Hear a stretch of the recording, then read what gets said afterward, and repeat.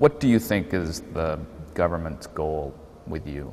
Is it to keep you quiet? Is it to make you leave China? Is it to make you stay in China? What is it? Your question is my question, and maybe that's also a question of the government. I think they are not clear. I often ask myself, I also ask them in front of them, I said, till today, I still don't know why you arrested me, and I don't know why you released me. They think over this way, I answer you, we still can arrest you, and we don't have ever to release you. They've said that too. Yeah, so that's answer my question. You spent about 3 months in detention last year. When you came out, I want to understand the reaction among other Chinese intellectuals. What did they think about what had happened to you, and did they contact you and express it, or did they not contact you? Did they stay silent? I almost know all the artists in China, because I've been editing books, opened the first gallery, and doing a lot of curating shows. We used to make shows together or even play poker together. But during my disappearance, almost none of them made to make even just a question, just say, where is this person? What kind of crime he may have been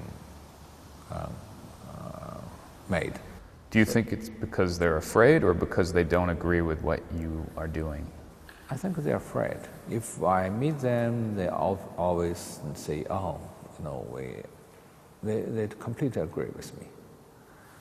But if we want them to make a public acknowledge about their position, they will never do it. Sometimes people in China will say about you, they'll say that they agree with what you're trying to accomplish, but they think that the way that you're doing it is not Chinese. They say that what you're doing is too Western. Confrontational, it's Western.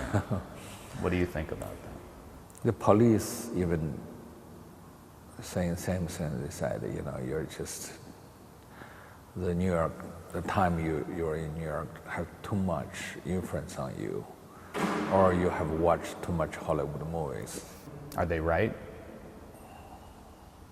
I kind of agree with them, but can they tell me if there's any other way I can achieve better result? I mean, I'm a person easy to learn and always willing to find a new way to communicate. But all those things happen to me, they're almost always personal, and I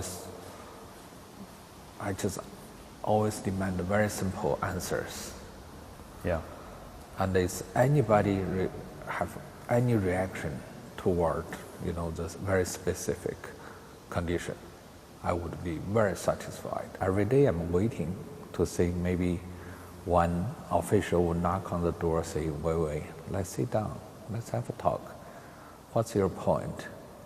Let me see how ridiculous you are. None of them. They just either give you order or punish you. In the Hirshhorn show, you have a quote, contemporary art is not a form, it is, as you say, a philosophy of society. It's a way of living, I guess.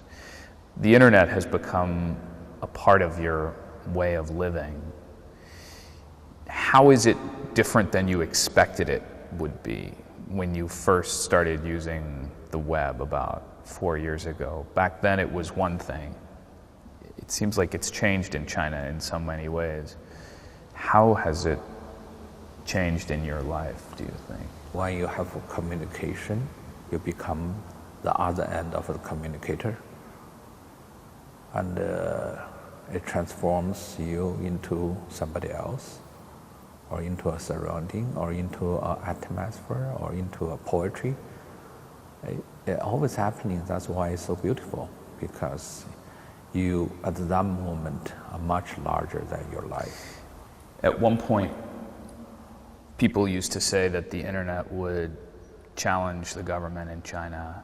Then people started to say, well, actually, maybe the government is very successful at limiting the internet, at censoring what people can read, about preventing people from reading about things that you're doing and people who are using the web for activism.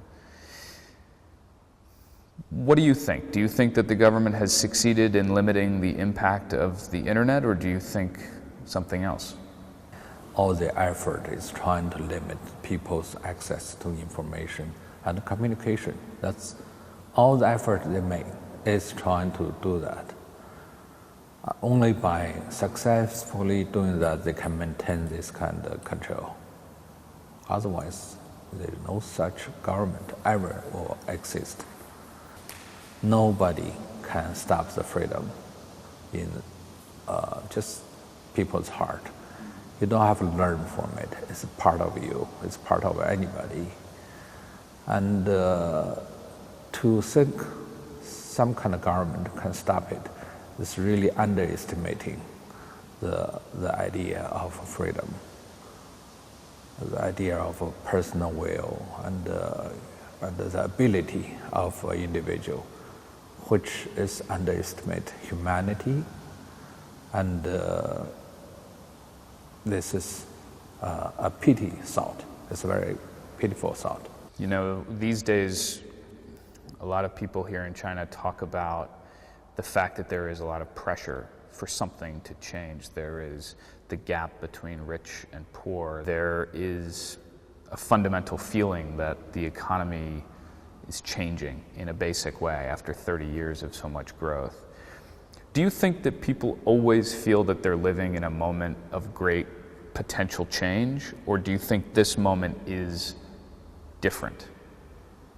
I think almost in every level of this society today realize China is facing great crisis in terms of trust, ideology, moral stand, and many other ways.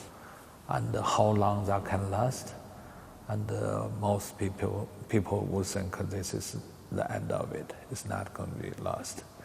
And without changing the basic political structure, China has come to the end. You know, this so-called miracle is not going to last.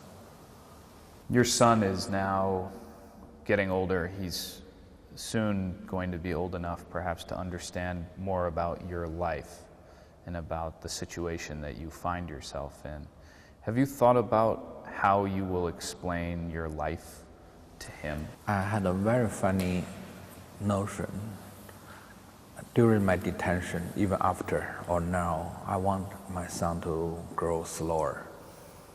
I don't want him to be mature too soon to understand what I'm doing. Because it's impossible to explain. It doesn't really make sense to me.